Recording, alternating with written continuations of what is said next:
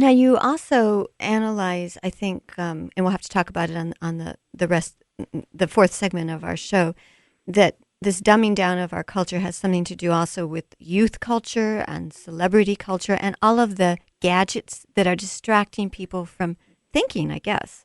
Well, that's part of infotainment. Mm-hmm. It has to do with the fact that we can, everybody's forgotten it, but it's only been about 10 years since we've all been able to take our digital toys with us everywhere. If we want, we can have noise pouring into our ears and video images in our eyes 24 hours a day for the first time in history.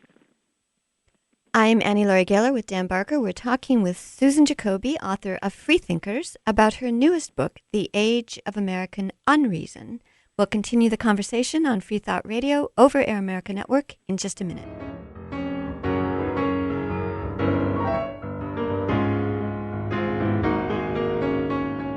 This is the church. This is the steeple. Open the doors. Get in there, you atheist.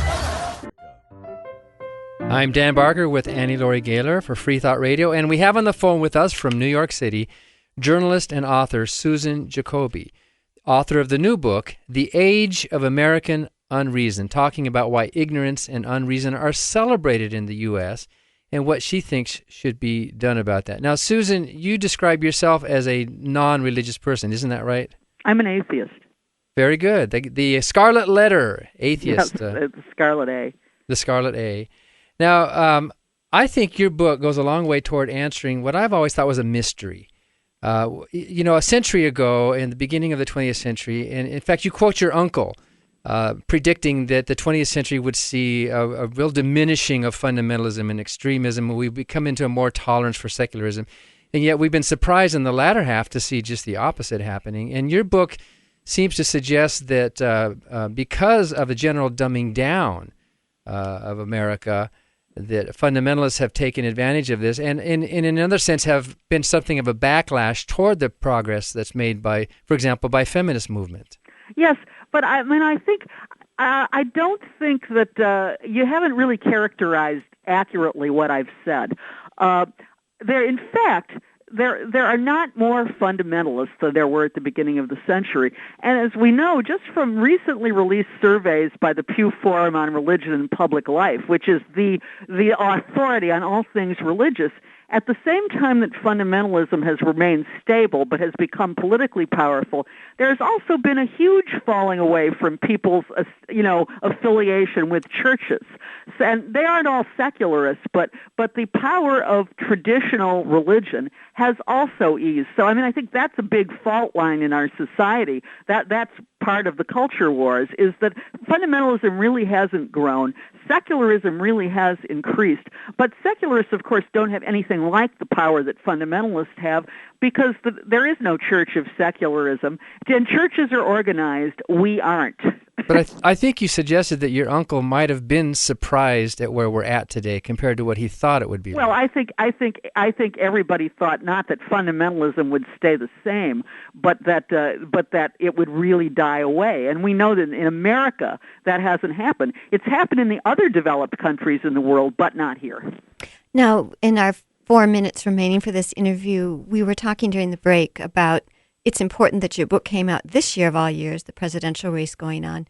And how does this all tie into the presidential race and politics today? A lot of interviewers have asked me, don't I think that George Bush is responsible for the dumbing down of America? No, I do not. I think George W. Bush and his election was a symptom of the dumbing down of America.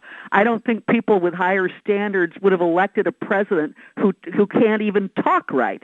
But look at what has happened. I'll give you an example of dumbing down of discourse. Barack Obama gave his speech yesterday on both America's racial problems and his explanation of his relationship with his pastor. I happen to have heard that whole speech. It was a very powerful and I thought very persuasive speech and addressed race in terms that I haven't heard any candidate ever address it. However, when I looked at the evening news last night, and this is what I mean by dumbing down, Obama's speech was the lead story, but what they did is they interspersed his comments with the DVD of his pastor making his idiotic statements about white people being responsible for the AIDS virus and so on. And the total effect was that Obama's entire speech was about his pastor's remarks, when in fact most of it was about his vision for an America with different kinds of race relations.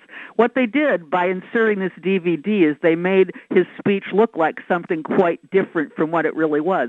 And that's why I say that our infotainment culture dumbs down everything. Everybody who watched the network news did not get the same impression of Obama's speech that I did.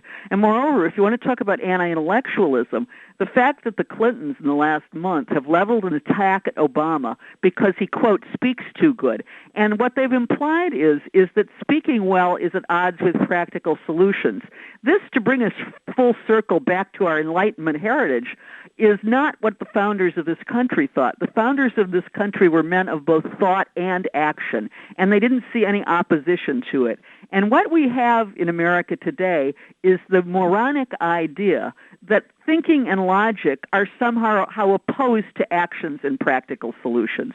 And that's what I mean by the dumbing down of America. And that's what our lack of general knowledge has to do with the dumb level of our political discourse, and why we're more interested in who's had what extramarital affair than they are in what vision they have for America. And what about this idea that there really is a de facto religious test for public office that does require these candidates to trot out their pastors, and then they get in trouble? Well, yeah, what I suggested in my column today in On Faith in the Washington Post is it really is time for a secular humanist or atheist candidate, because at least we're not encumbered by some idiotic pastor spouting idiotic ideas.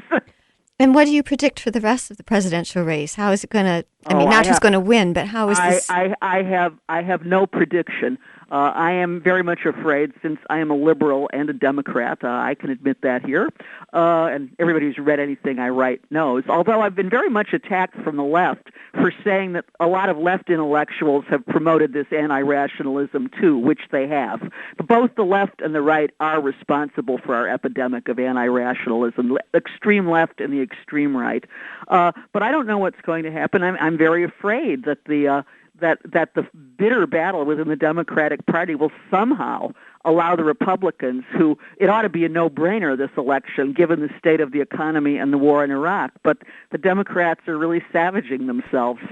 Well, we will have to see how this plays out, and we've been talking with journalist Susan Jacoby about her new book, The Age of American Unreason. Thank you so much for writing the book and for joining us today, Susan. Thank you very much.